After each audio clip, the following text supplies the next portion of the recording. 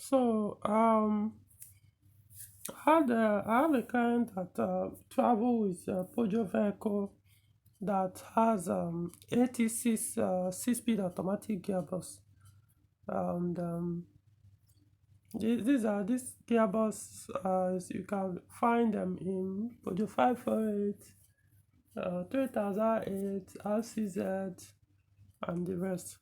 So according to the person, I think about maybe like 3 or 4 hours into the journey, the gearbox started misbehaving, and he could tell that the issue was like coming from the gearbox based on the symptom. Even when he called me and described the symptom, I said it sounded like from the gearbox, not the engine. But it was surprising because this is a gearbox that you hardly hear of any issue. It hardly give any problem. So it was surprised to both the owner and myself. So eventually, when he got back, we decided, the first thing, since even when we scanned the transmission, there was no fault found on the ECU, transmission ECU. So we decided, okay, let's service the gearbox, which hasn't been done ever since the vehicle was purchased brand new. And the car is almost 100,000 kilometers, about 90 something, I think, or thereabout. So this was what came out. It was dark, burnt.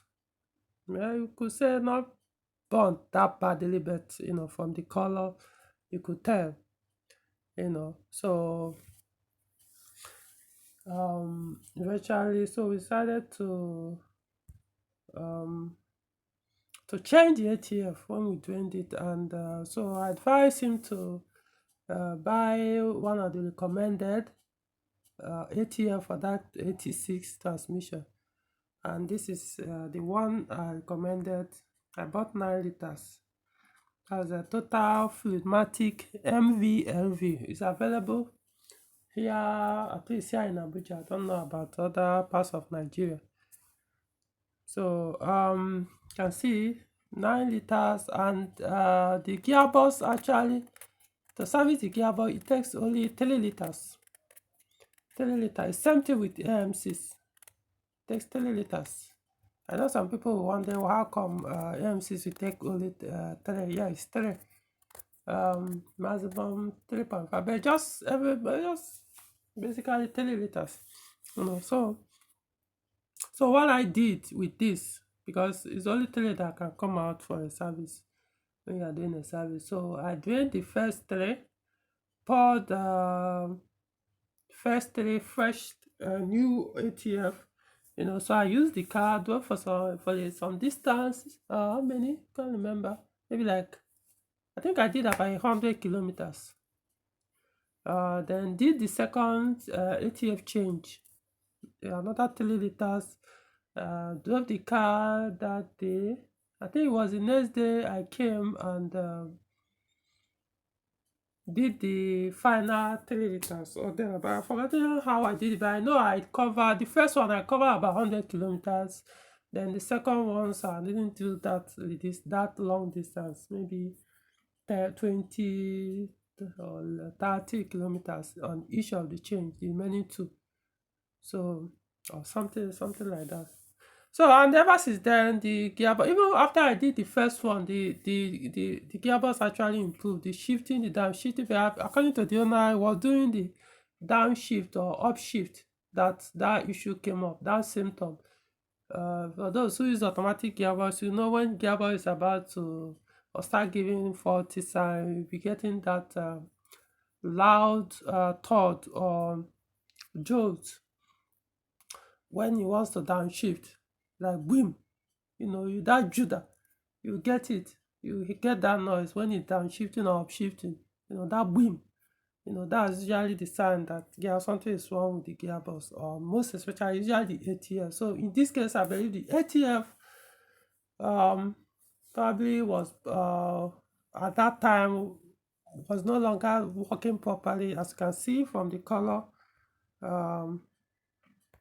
Probably burnt, was too dark. It has exceeded the lifespan. So my advice is, even though I know I always tell people go for AT6, it's very durable and reliable, but I think if I were you, just maintain that service schedule or interval like the predecessors. Honestly, I mean the ATFs are available. Recommended ones, there are quite a number of them, maybe like 3 or 4 in Nigeria that are recommended for this gearbox. So, but I decided to go for the total one, that is that I'm sure of. Even that total one, that is this one, you can also use it on AMCs. Even though technically it's not recommended, but people use it. I've used it and it worked perfectly fine. So forgetting how much I bought each liter. You may have to go and find out. So you can see the name Fluidmatic MVLV.